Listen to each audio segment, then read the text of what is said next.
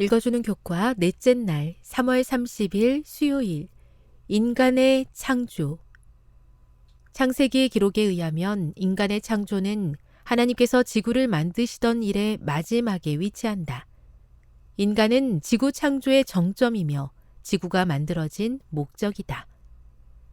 창세기 1장 26에서 29절과 2장 7절을 읽어보라. 인간 창조에 관한 두 가지 이야기는 서로 어떤 관련이 있는가? 하나님께서 자기의 형상을 따라 사람을 창조하셨다는 것은 성경에서 가장 대담한 진술 중 하나이다. 오직 사람만이 하나님의 형상에 따라 창조되었다. 하나님께서는 땅의 짐승을 그 종류대로 만드셨지만 사람은 자기 형상대로 창조하셨다.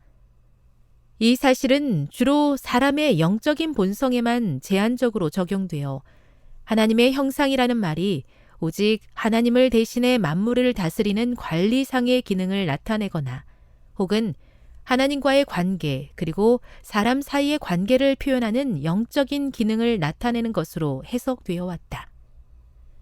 이와 같은 이해가 틀린 것은 아니지만 그것은 창조의 중요한 물리적 실체를 포함하지 못한다.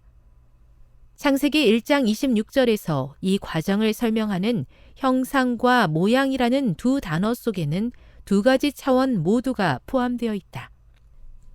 형상을 나타내는 히브리어 첼렘이 실제적인 육체의 모양을 나타내는 한편, 모양을 나타내는 데무트는 신적인 존재와 견줄 만한 추상적인 자질들을 나타낸다.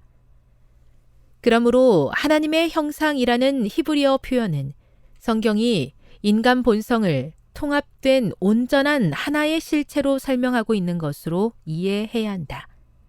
성경은 사람이 영적으로 뿐만 아니라 육체적으로도 하나님의 형상에 따라 창조되었다고 이야기한다. 엘렌 G. 화이트는 이렇게 이야기한다. 아담이 창조주의 손으로 지음을 받았을 때 그의 육체와 지능과 영성은 하나님을 매우 닮아 있었다. 육체를 포함한 하나님의 형상에 관한 온전한 이해는 하나님께서 행하신 두 가지 일을 통해 사람이 생명이 되니라 라고 기록된 다른 창조 기사에서 재확인된다. 하나님께서 흙으로 사람을 지으셨을 뿐만 아니라 하나님께서 생기를 불어 넣으셨다. 불어 넣는 것은 주로 영적인 차원을 가리키는 경우가 많지만 그것은 또한 땅의 흙으로 지음받은 사람의 숨쉬는 생물학적 능력과도 밀접하게 연관되어 있다. 생기는 숨, 영적인 것과 생명, 육체적인 것이 합쳐진 것이다. 교훈입니다. 사람이 하나님의 형상에 따라 창조되었다는 말은 영적으로뿐만 아니라 육체적으로도 하나님을 닮게 창조되었다는 뜻이다. 묵상. 창세기 2장 7절의 말씀이 하나님의 형상을 온전히 이해하는 데 어떤 도움을 주고 있습니까? 적용. 죄로 인해 희미해진 하나님의 형상을 우리 안에 회복시켜 주시고자 하시는 하나님의 초청에 어떤 삶의 실천을 통하여 구체적으로 응답하시겠습니까? 영감의 교훈입니다. 하나님의 죄 없는 사본이었던 사람.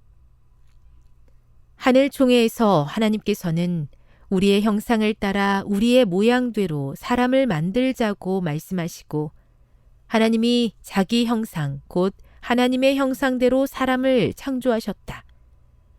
주님께서는 사람의 도덕적 기능들과 신체적 힘을 창조하셨다. 모든 것이 그분 자신의 죄 없는 사본이었다.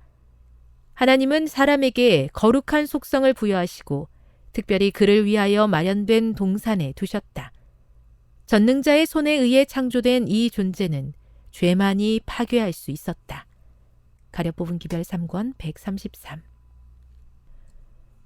저의 몸과 마음 모두가 하나님을 닮은 존재로 창조되었음을 다시 한번 깨닫게 해주셔서 감사합니다.